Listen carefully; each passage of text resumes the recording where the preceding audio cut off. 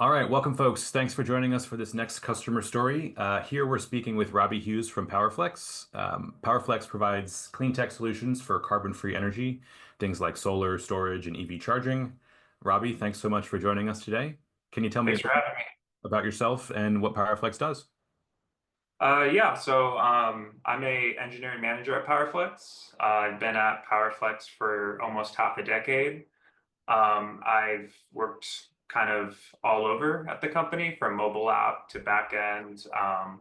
And my biggest, newest venture was setting up NATS Jetstream for PowerFlex. PowerFlex, as you mentioned, EV space. We do solar storage, EV charging, obviously, and we're really an energy management solution. So if you find yourself interested in wanting to set up EV chargers at your apartment complex or company, let us know. Yeah. Awesome. Well, why don't we start then with a little background on the tech stack and sort of what your infrastructure looked like when you got to that NATS and NATS Jetstream project. Yeah. So when I started at PowerFlex a long time ago, the company looked completely different. We were pretty new. We had a couple EC2 instances per customer, and we were manually deploying, and everything was HTTP. And we went through this big initiative to modernize everything. So we went to, Kubernetes with automatic deployments, and we actually moved cloud providers to GCP. And during this modernization phase, we introduced the engineer who did it introduced NATS, and nobody knew what NATS was. It was just kind of like the hot new broker. And little by little, teams just kind of started using NATS more and more, like especially from our edge to cloud. Every customer of ours has their own edge Kubernetes cluster. And so in order to talk to our cloud Kubernetes cluster, all the traffic just kind of sort of started gradually going towards NATS. And it was great. NATS is super fast. But what we started doing was like really important transactional stuff. And as you can imagine, in a parking garage, maybe not the best internet connection all the time, right? Mhm. And so that's when I was like, well, we may need to start using this thing called Jetstream that I've read about here and there. Yeah. Nice. So it sounds like a very common story that we maybe the most common story across our users. NATS starts small, gets a foothold somewhere. One or Yeah. one or two folks evangelize it, and then it spreads organically and starts Yeah. sucking up use cases. So you guys were probably using core NATS in some kind of fire and forget type configuration, and then you Yeah. realized you needed delivery guarantees and that persistence layer. Is that right? Yeah, exactly. We were using fire and forget for things that shouldn't be fire and forgot about. So yeah. Yeah. And so was there some pain associated with like lost data or lost transactions? Yeah, here and there, definitely not as much as you would think. Like I feel like when you read or you start learning about NATS versus Jetstream, you kind of start thinking like, oh no, NATS will drop messages. Wasn't really that common, but it definitely happened. And so we started building out our Jetstream architecture, and as a company, we want to move more towards event-driven architecture anyway. Hmm. So Jetstream's kind of been perfect for that. Very nice. Can you tell us a little bit more about that um, edge to cloud architecture that you mentioned? Sort of how that factors into the services you guys provide and where NATS plays in that architecture? Yeah, sure. So we've kind of broken out a certain number of streams that we call them domains, and we have these in our cloud. And every single edge site has these same streams, and they're sourcing from one another, right? So um, if you think, let's choose domain orders, let's say. Okay, so at edge site A, if all of these order events are happening in this one stream, it's getting sourced into our cloud. What's kind of unique though is we found instead of sourcing one by one to everything, we actually found some efficiencies if we bucketed all the edge sourcing streams. And I kind of feel like I'm going on a rant here. Sure. Into one upload stream and then uploaded all of those with one sourcing to the cloud. Okay. Was Yeah. that a was that an efficiency that you guys stumbled on or worked with anyone? Oh no, we worked very closely with Synadia during this whole process. Yeah. Okay. Yeah. Um, and it sounds like then, at least for this part of the architecture, it was sort of a greenfield solution. You guys weren't replacing anything or moving away from a legacy tech. Is that right? Yeah, correct. Yeah. Okay. Yeah, we had that luxury. Yeah. Very nice. So when it came time to add that persistence layer or to, get higher delivery guarantees for certain situations, um, was was Jetstream the obvious choice? How did you kind of make that selection? Yeah, well, because we had core NATs and we were so tightly coupled to core NATs, I mentioned before that our edge to cloud traffic was all through NATs, but really all of our edge traffic at our edge sites are through NATs, service to service, not just across. Um, and so we were pretty tightly coupled to NATs to start. Mhm. And so we knew that we really wanted Jetstream to work. And Jetstream has worked well, but we it wasn't like we really had the option to go and look for other solutions. I will say the one really appealing feature of Jetstream is the automatic sends, right, or the guarantees of sends, even when the internet connection goes out. That's become extremely useful time and time again. Again, like we have hundreds and hundreds of leaf nodes and the internet is bad at like most of them, right? So like this is like a really useful thing we just get out of the box with Jetstream. Yeah, you took the next question right out of my mouth. I was going to ask about intermittent connectivity, Yeah, um, and it sounds like it's a thing that's plagued or plagues you guys on a regular basis. Um, yeah. Well, and not anymore. Yeah, this is the power of Jetstream. Yeah, And so that architecture is basically leaf nodes running at the edge. Um, I think sometimes we call it store and forward, right? Like it's gonna collect data locally, and then when the connection is back, yeah, uh, yeah. it That's done through the stream sourcing. Yes. cool. Yeah. And then to the broader architecture is, yeah, we have n leaf nodes, one per site, and each leaf node is a 3-node cluster of servers. And then our cloud cluster is obviously way bigger. Mhm. And every server is a part of the same cluster with just a unique server name. Gotcha. Yeah. What can you give us a sense of maybe at the business or functional level, like what sorts of data are you guys collecting from the customer installations? Are we talking like telemetry, or what sort of things is going on with that data? Yeah, telemetry is a big one for sure, especially with our storage and solar. But outside of telemetry, we have, as I mentioned before, the adaptive load management. So, there's a lot of core business logic to EV charging happening at the edge that needs to get sent up to our cloud. Okay. Yeah, so not Um, just telemetry, which is, telemetry is pretty fire and forgetty. So, right. yeah, Yeah, the higher value data tends to have the yeah, persistence or delivery guarantees around it.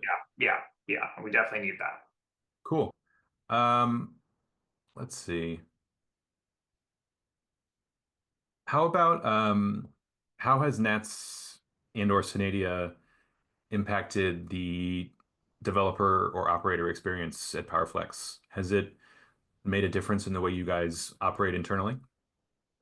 Yeah, NATS and Jetstream by itself are easy to work with. You know, we've created some things on our side, like a specification repo, um, that make, it's kind of always sometimes hard to keep track of all the events in a system. And Mhm. so we've gone above and beyond and kind of librarying out what we have. which has helped with documentation. But I mean, NATS and JetStreams, it's been really easy to use. The only, JetStream, you require a stream setup. And so for every time we get a new customer and we have to commission a new site, we have to add new streams. That's maybe the biggest hiccup, but Mm. it's all been pretty, we're pretty happy with the technology. And Synadia couldn't. I mean the support we've gotten from Synadia building this system out has been it's been unbelievable. They've been so helpful and so nice. I've gotten to know a lot of the support engineers over there. Yeah. Very cool. How about a little more forward-looking? Um, Anything on the roadmap that NATS will factor into, either because it's an obvious fit or because NATS sort of makes it uniquely possible? Um, that I don't want to get too deep into some competitive advantages we're going towards. Sure. Uh, but I mean, we are totally shifting to uh, more of an eventy driven architecture. Hmm. And so we couldn't do that on Nets Jetstream, um, especially with the intermediate connectivity, right? It would take like years to set something else up, right? Put yourself, if you will, in the shoes of somebody in the audience.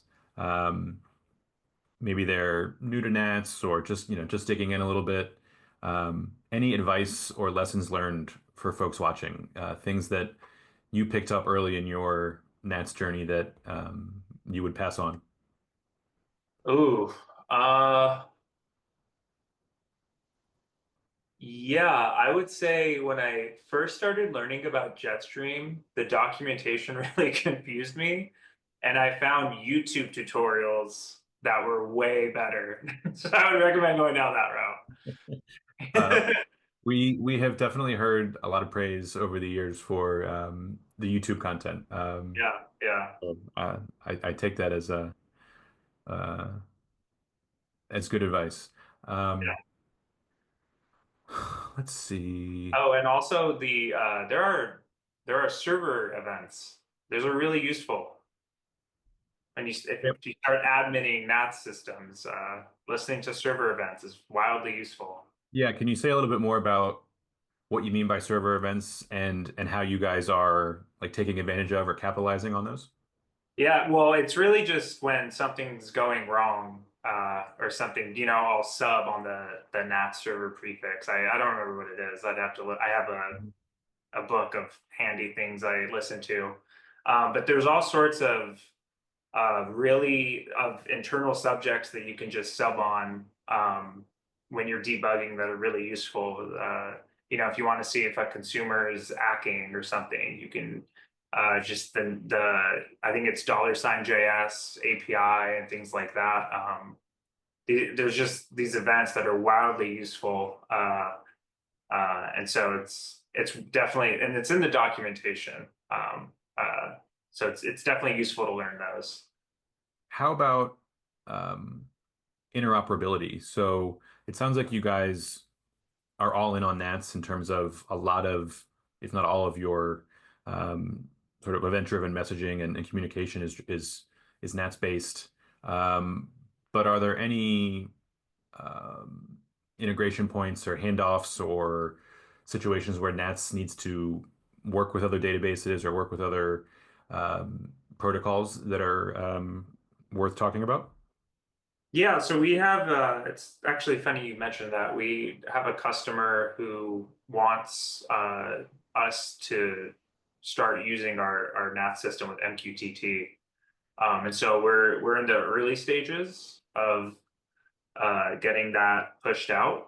But yeah, it looks like we're gonna have NATS function as a MQTT broker pretty soon. Very cool. And is that because this customer wants to do some of their own analysis or reporting? Exactly. Yeah, yeah, Yeah, it's interesting that like almost exact use case has come up recently in another chat. And people often don't even know that NATS is an MQTT broker. Yeah. So it's a nice little add-on that's just kind of there waiting to be leveraged when needed. Yeah, I didn't know it either until I looked in, and I was like, I don't know, and turns out, yeah. Cool. Robbie, thanks so much for chatting. Really enjoyed learning about how PowerFlex is leveraging NATs and um, looking forward to when I encounter a PowerFlex EV charger out in the wild. Thanks for Yeah, being with us today. yeah, good talking to you, Andrew. Bye. Cool. Thanks, Robbie.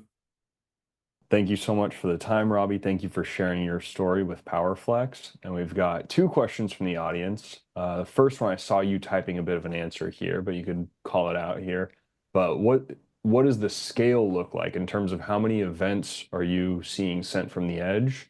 And how many Leaf servers and hub did you have? What kind of auth did you use? Yeah, so we have about 500 Leaf nodes. Each Leaf node is a three server cluster. We have one hub, I think it's 13 servers, and they're all connecting as Leaf nodes. In terms of scale, we send like like on average, a few gigs per Leaf node a day. It equates to like a few million. So pretty small messaging. And yeah, what was the second part that you asked? What kind of auth do you use, or how's the auth Yeah, setup? yeah, we used pretty similar to machine metrics. We use the decentralized JWT end keys. We have a single account from our hub to our Leaf nodes, and each customer through signing keys gets a unique end key for authentication, but managed with one signing key and permissions and wildcards. Right. And then can you tell us a bit more about the specification repo you mentioned? So what was the motivation behind that and how do developers Yeah, interact with it? kind of similar to machine metrics. It's a thing we wrote ourselves at PowerFlex. We have a GitHub repo of the cloud event.